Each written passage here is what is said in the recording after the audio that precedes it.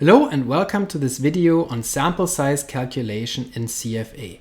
My name is Geiser, I'm an instructor with QuantFish. One question that I often get is, how do you determine the optimal sample size for a confirmatory factor analysis? And that is a good question because computing the sample size for CFA is not as easy and straightforward as it is, for example, for a t-test or an analysis of variance, where you can just simply use a power analysis software such as G-Power, enter your desired level of power, your desired level of type 1 error rate, and your estimated effect size, and then get a definitive answer as to the sample size, or at least a reasonably close answer. For CFA, things are more complicated because the sample size depends on many different factors.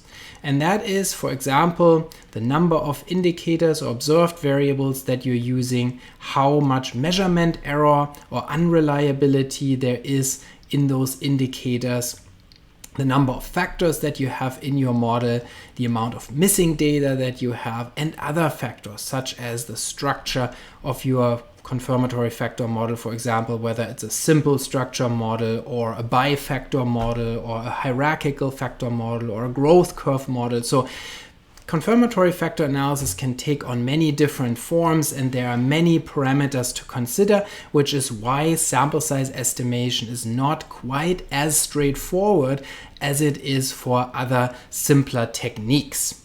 So let's take a look at what has been proposed in the literature as rules of thumb for the sample size requirement in CFA, and then later I'll tell you that those rules of thumb are actually probably not as helpful, but I still want to mention them because historically that's been what people have been following. So one of the earliest recommendations here, or relatively early, is by Boomsma, who suggested that the sample size should be at least 100 cases and probably rather 200 or more. So that takes into account that CFA is a large sample technique. We typically have more than a single factor.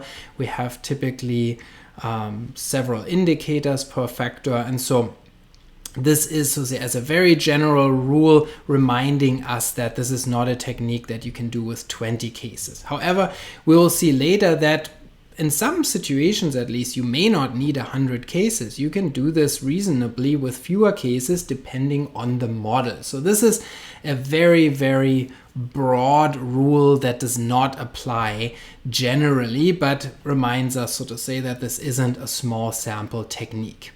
Another recommendation that has been made by Bentler and Chu is that you should have at least 5 or between 5 and 10 observations per parameter. Now, this recommendation is somewhat problematic because, as we will see later, or as I should tell you, it can actually be beneficial to have more parameters, and that is in terms of the number of indicators, because it's been shown by other simulation research that having more indicators per factor is actually something that is beneficial and that lowers your sample size requirement, as long as those indicators are good factor indicators, meaning as long as they have high reliabilities, high R squared in terms of measuring their intended factor, then it is actually better to have more indicators. So for example, having 4 or 5 indicators for a given factor would be better than having 2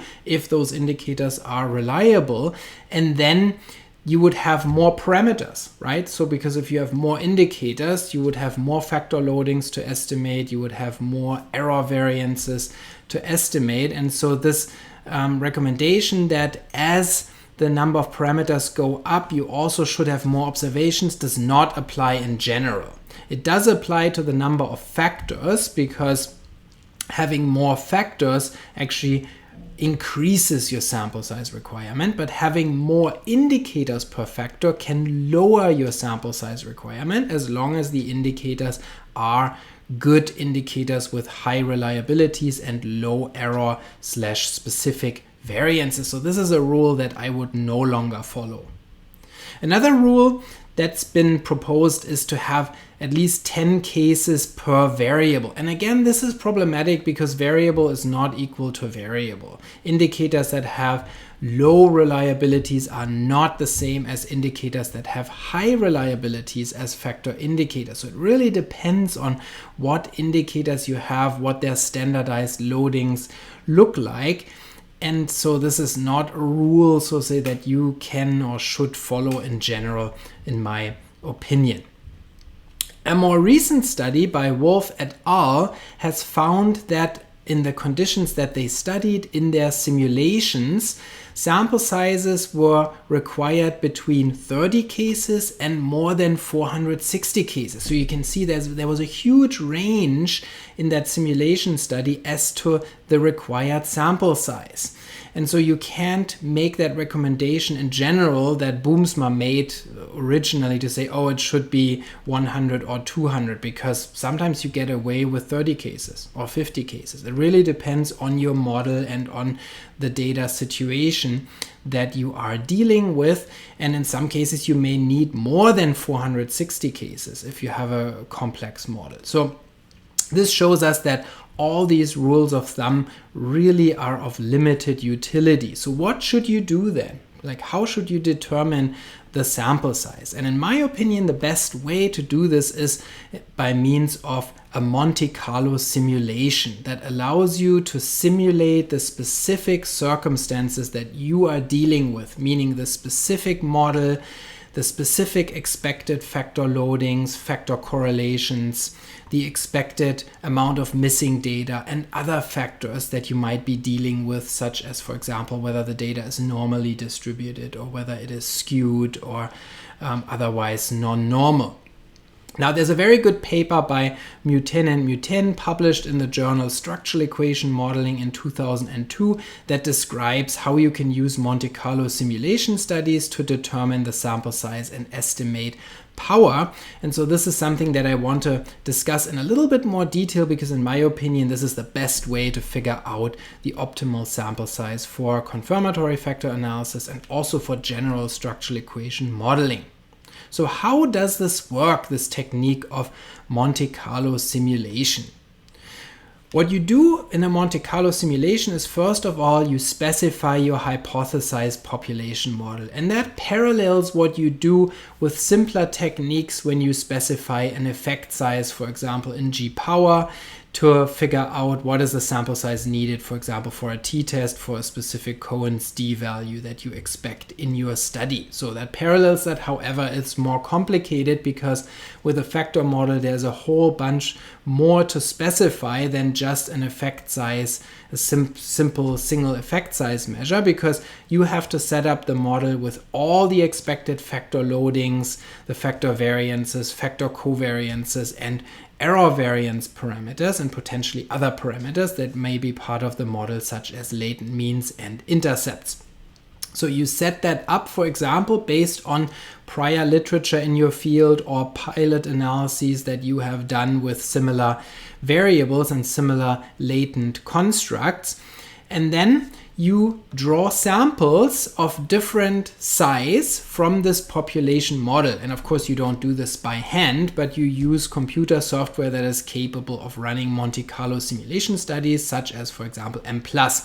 Mplus makes this very convenient for you. You can even run a simulation from an existing output. So if you have pilot data, if you have comparable data, you can save the parameter estimates from a model that you already analyzed, and then you can use those parameter estimates as values for your population model in your simulation. I have a separate video here on this channel that's called Monte Carlo Simulation Made Easy, where I show how to do this in Mplus, and I also have additional videos on simulations here on this channel that you can check out, where I show how to do this in the Mplus software.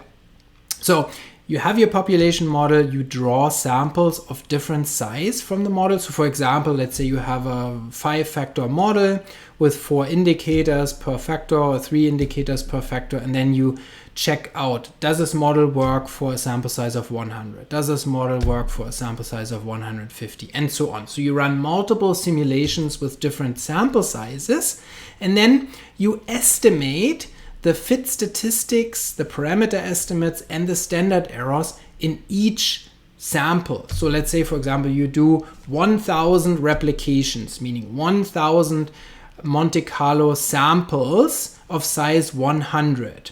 And then you have some variability in your fit statistics and parameter estimates and standard errors across those 1,000 replications because there's sampling error.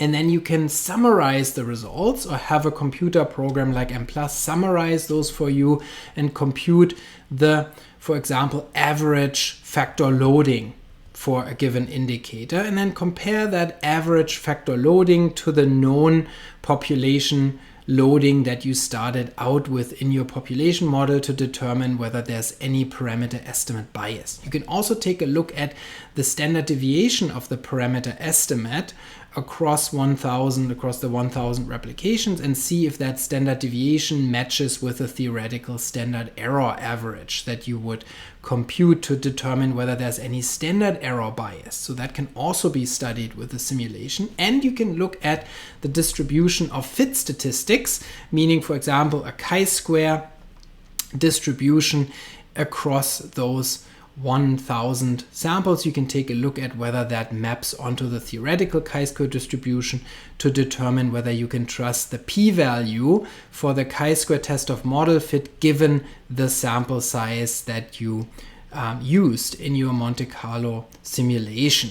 So this is very useful because you can not only study the power, but also you can study parameter estimate bias.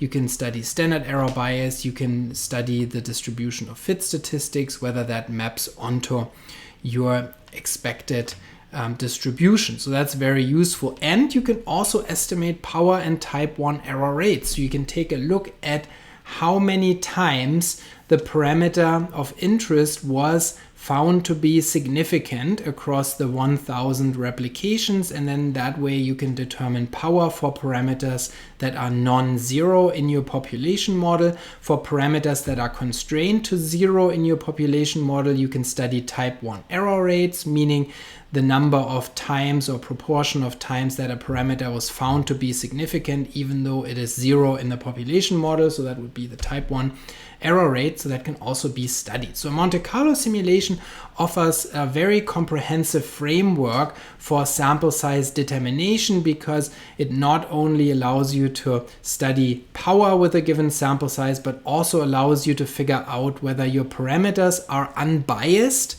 given the sample size, because we know that in small samples that parameters can sometimes be biased because the sample is simply too small to determine the parameter adequately. Also, standard errors can be biased in small samples, more so than parameter estimates actually. So standard error bias is more of an issue, and then if you have standard error bias, then you might have biased tests of significance. You might have biased confidence intervals. So that's also really important to determine for a confirmatory factor analysis whether your standard errors are adequately estimated.